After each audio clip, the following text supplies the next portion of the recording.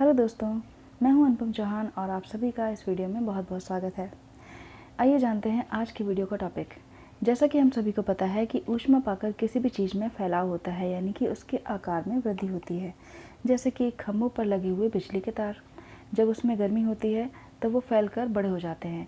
इसी तरह से कोई भी जमी हुई चीज़ जब उसे गर्म किया जाता है तो उसमें फैलाव हो जाता है। तो सवाल ये उठता है कि क्या हमारी धरती भी फैलती है, क्योंकि इसे तो लगातार सूरज से गर्मी मिलती रहती है। तो उत्तर है इसका नहीं, क्योंकि धरती दिन में गर्म होती है और रात के दौरान ठंडी होती है। इसके अलावा महासागरों और वातावरण के कारण हमारी धरती उतनी ज़्यादा गर्म नहीं होती जितना कि ये हो सकती है। अगर इस पर जीवन ना होता तो ये दूसरे ग्रहों की तरह एक मृत ग्रह होती, इससे काफ़ी फर्क पड़ता।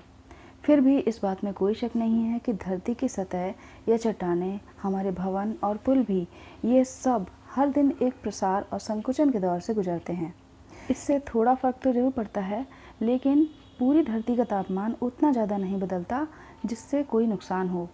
अगर तुम्हें ज़मीन में कुछ मीटर नीचे जाना पड़े तो तुम पाओगे कि सतह की तुलना में गर्मी यहाँ पर बहुत ज़्यादा नहीं है, या फिर ठंड में उतनी ज़्यादा ठंडक नहीं है, क्योंकि नेचुरल हीट इंसुलेशन की मौजूदगी की वजह से कुल मिलाकर हमारी धरती में बहुत ज़्यादा फूलना या पिचकना नहीं हो पाता।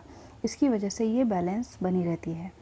इस प्रक्रिया को महासागरों के जरिए समझने की कोशिश करते हैं। जैसे कि एक तरफ शीत गोलार्ध है जहाँ पर ठंड बहुत है, दूसरी तरफ ग्रीष्म गोलार्ध है जहाँ पर गर्मी बहुत है, और ये दोनों ही गोलार्ध अलग अलग होते हुए भी जुड़े हुए हैं। किसकी वजह से? समुद्रों की वजह से, महासागरों की वजह से। तो महासागरों का औसत तापमान जो होता है वो इनको, यानी कि जो गर्मी है उसको स्थिर रखता है। तो नेचुरल इंसुलेशन की वजह से पृथ्वी का तापमान कंट्रोल रहता है और इस पर कोई भी अप्रिय घटना नहीं होती। लेकिन इसका मतलब ये नहीं है कि नेचुरल इंसुलेटर फेल नहीं हो सकते। नेचुरल इंसुलेटर भी फेल हो सकते हैं अगर पृथ्वी पर कोई ड्रामेटिक चेंज आता है, यानी कि पृथ्वी के वातावरण में कोई अचानक से बहुत बड़ा चेंज आता है, तो नेचुरल इंसुलेटर के बस के बाहर की बात हो जाएगी कि वो इस चीज़ को कंट्रोल कर सकें। जैसे कि ग्लोबल वार्मिंग। ग्लोबल वार्मिंग का पृथ्वी पर पहले ही बहुत बुरा असर पड़ चुका है, लेकिन अगर ये बढ़ता है तो समुद्र के औसत तापमान में 5 डिग्री सेल्सियस की बढ़ोतरी हो जाएगी और इसकी वजह से समुद्र का आयतन भी बढ़ जाएगा। अगर आयतन बढ़ता है तो पृथ्वी के समुद्र के जल स्तर में कम से कम 3 मीटर की वृद्धि हो जाएगी। और 3 मीटर की वृद्धि होने का मतलब है कि समुद्र के जो तटीय इलाके हैं, जो द्वीप समूह हैं, वो सभी जलमग्न हो जाएंगे। उन पर बहुत ही भयावह स्थिति बन जाएगी और वो सब एकदम नष्ट हो जाएंगे।